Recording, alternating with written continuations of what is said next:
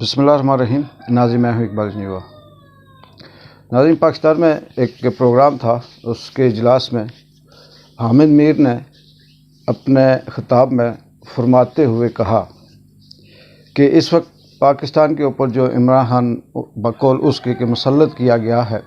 बाकी सारे जमहूरियत से आते हैं, तो इसका ज़िम्मेदार शहबाज शरीफ भी है। इसकी वजाहत करते हुए हामिद मीर ने कहा कि 2018 के इलेक्शन से पहले एक इजलास था, उस इजलास में पाकिस्तान की इस्टेब्लिशमेंट बैठी हुई थी और इस्टेब्लिशमेंट में नए बड़े बड़े लोग थे, ब्यूरोक्रेसी के भी थे, हुकूमत के सियासतदान भी थे और इस्टेब्लिशमेंट के लोग भी थे। उस इजलास में शहबाज शरीफ भी मौजूद थे और शहबाज शरीफ से ये कहा गया इस्टेब्लिशमेंट की तरफ से कि आपको हम वज़ीर-ए-आज़म बनाते हैं तो आप अपनी काबीना में किस किस को रखेंगे। बकौल हामिद मीर कि शहबाज शरीफ ने कहा जी कि जैसे मैं अपने बड़े भाई नवाज़ शरीफ से पूछूंगा तो जैसे वो कहेंगे मैं वैसे करूंगा। फिर इस्टेब्लिशमेंट ने कहा कि आप को अगर हम वज़ीर-ए-आज़म बनाते हैं पाकिस्तान का, तो क्या आप पाकिस्तान में जो वज़ीर ख़ारजा है, वज़ीर दाखिला है, या इसके अलावा जो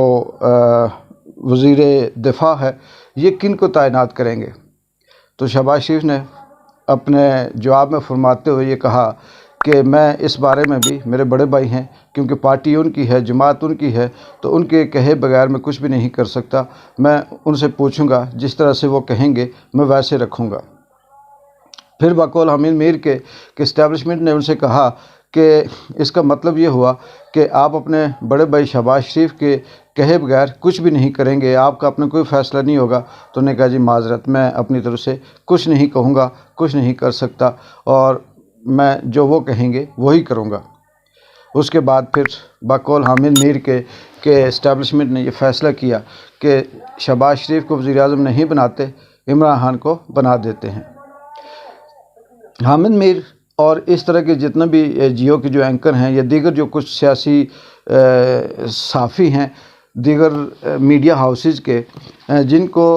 अपॉइंट ही इस्टेब्लिशमेंट ने किया होता है, या ये कह सकते हैं कि जो इस्टेब्लिशमेंट के सहाफ़ी होते हैं, आम आदमी उनको सहाफ़ी कहता है, लेकिन उनके पीछे एक एजेंडा होता है, वो लॉन्च किए जाते हैं और उस हिसाब से फिर वो अपना नैरेटिव बिल्ड करते रहते हैं। बकौल उसके बाद फिर इमरान खान को लाया गया।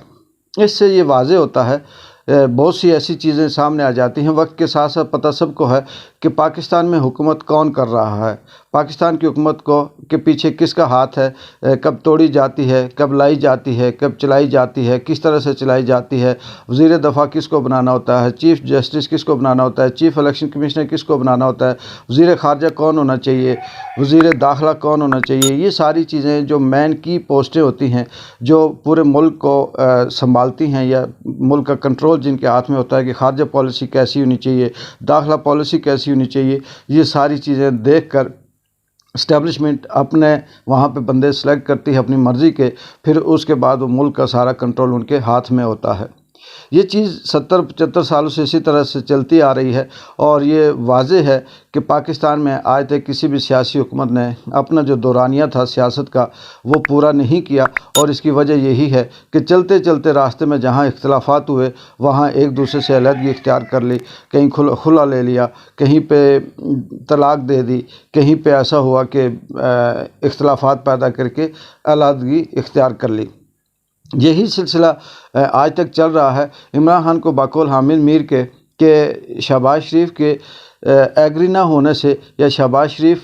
की जो म्यार था वो इस्टेब्लिशमेंट में पूरा नहीं उतरता था, जिसकी वजह से फिर इन्होंने इमरान खान को लाया। और जब लाया गया तो कुछ कोशिश की गई कि एक साथ चला जाए, और इसी कोशिश में करते करते फिर ये हुआ कि जब देखा कि ये शख्स हमारे हाथ से निकल रहा है तो उन्होंने फिर रजीम चेंज के नाम से पूरा सिस्टम, पूरा ढांचा ही चेंज कर दिया। ये सारी चीज़ें सब पे आया भी हैं और हमारी जो तबाही और जो आप कह सकते हैं कि सियासत के अंदर डिस्टेबिलिटी की सबसे बड़ी वजह भी यही है। इससे हट के दूसरा पॉइंट कि हमारा जो वज़ीर दिफ़ा है, वज़ीर ख़ारजा है, वज़ीर दाखिला है, ان کے جو کام ہیں، ان کا جو منصب ہے، ان کا جو ڈومین ہے، یہ وہ کیا ہے؟ وہ آئین کے اندر کچھ اور بیان کرتا ہے، قانون کے اندر اس کی الگ ڈیفینیشن ہے، ان کی ذمہ داریاں کچھ اور ہیں، لیکن بدقسمتی سے یہ سارے کے سارے، چاہے اس میں دفاع ہو، خارجہ ہو، داخلہ ہو، یا سیاستدان ہوں، خود وزیر اعظم ہوں، پاکستان کے اندر جتنی بیوروکریسی ہے، جتنا میڈیا ہاؤسز ہے، جو اسٹیبلشمنٹ کے جو صحافی ہیں، جو کرائے پہ صرف بیانی نعرت بلڈ کرنے کے لیے لائے گئے ہیں، ان کا صرف ایک ہی کام ہے کہ وہ عمران خان کی آڈیو بنائیں، ویڈیو بنائیں اور اس کو وہ لانچ کریں۔ اس کے علاوہ ان کا کوئی کام نہیں ہے، اور اس کا نتیجہ یہ ہے کہ اس وقت پاکستان میں ایک بار پھر دہشت گردی بڑے خطرناک انداز میں اپنا سر اٹھا رہی ہے، اور بالکل ماضی کی طرح یہ اسی ایرا میں جا رہا ہے یہ ملک، جب ماضی میں نواز شریف کی حکومت میں تھا کہ پتہ ہی نہیں چلتا تھا کہ کہاں بم بلاسٹ ہوگا، کب کہاں کس کو مارا جائے گا۔ اس کی وجہ صرف یہی ہے کہ یہ جو وزیر خارجہ ہیں، وزیر دفاع ہیں، یا وزیر داخلہ ہیں، جن کا کام ملک کے اندر سٹیبلٹی لانا ہے، داخلائی جو امور ہیں اس کو دیکھنا ہے، خارجے کی پالیسی جو ہے اس کو دیکھنا ہے، سیکیورٹی کے معاملات کو دیکھنا ہے، وہ بجائے اس کے دیکھنے کے رانا سناز جیسے لوگ گاڑی میں چلتے ہوئے یہ کہتے ہیں کہ عمران خان کی 25 منٹ کی ویڈیو آنے والی ہے یا آڈیو آنے والی ہے۔ میرے خیال میں کیونکہ وہ پروڈکشن ہاؤس کے پروڈیوسر ہیں، اور وہ بیٹھ کے انہیں پتہ ہے کہ ہم نے یہ چیز پروڈیوس کر دی ہے اور اب یہ آئے گی۔ اسی وجہ سے اس کا نتیجہ یہی ہے کہ دیگر ممالک کے ساتھ ساتھ امریکہ نے، سعودیہ نے، آسٹریلیا نے بھی اپنے شہریوں کو متنبہ کیا ہے کہ آپ اسلام آباد میں باہر غیر ضروری کام سے نہ نکلیں، نہ پھریں، ہوٹلوں میں جائیں یا کسی ضروری کام سے جائیں تو فوراً واپس اپنے روم میں آئیں، اور اس کے علاوہ کسی بھی شہری کو اگر کوئی پرابلم ہے تو وہ اپنے جو وہاں پہ ایمبیسڈر ہیں ان سے رابطہ کریں اور ان کے ساتھ تعاون کریں۔ یہ شرمناک بات بھی ہے، اور اس سے ہم کہہ سکتے ہیں کہ ہماری اگر اسلام آباد کے اندر یہ صورتحال ہے تو باقیوں کی کیا پوزیشن ہوگی، جس کی وجہ سے یہ سارا معاملہ ہے۔ اور وہ کیوں ہے کہ یہ جو اس وقت جتھا پی ڈی ایم کا، یا یہ جو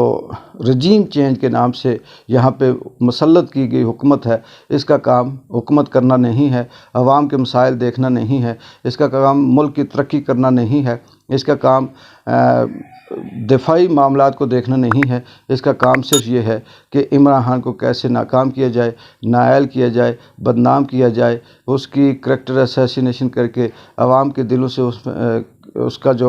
کی جو محبت ہے وہ ختم کی جائے، نفرت پیدا کی جائے۔ یہ سارے اس کام میں لگے ہوئے ہیں۔ دیکھتے ہیں کہ یہ اسٹیبلشمنٹ، پی ڈی ایم کا جتھا اور دیگر یہ جتنے بھی وزراء ہیں جو پروڈیوسر ہیں آڈیو ویڈیو کے، جو اپنے ہاؤسز چلا رہے ہیں، آنے والے وقت میں یہ مزید کیا رزلٹ دیتے ہیں اس ملک کا، اور اس ملک کا کیا حال ہوتا ہے، مہنگائی کہاں تک جاتی ہے، غریب کس طرح سے زندگی گزارتا ہے، عام آدمی کیا یہاں پہ اپنی سیفٹی کرتا ہے، انڈسٹریز کا کیا حال ہوتا ہے، یہ آنے والے وقت بتائے گا، اور اس میں دیکھتے ہیں کہ آنے والے وقت میں یہ اونٹ کس کروٹ بیٹھتا ہے۔ اقبال جن جو کو اجازت ہے، اللہ حافظ۔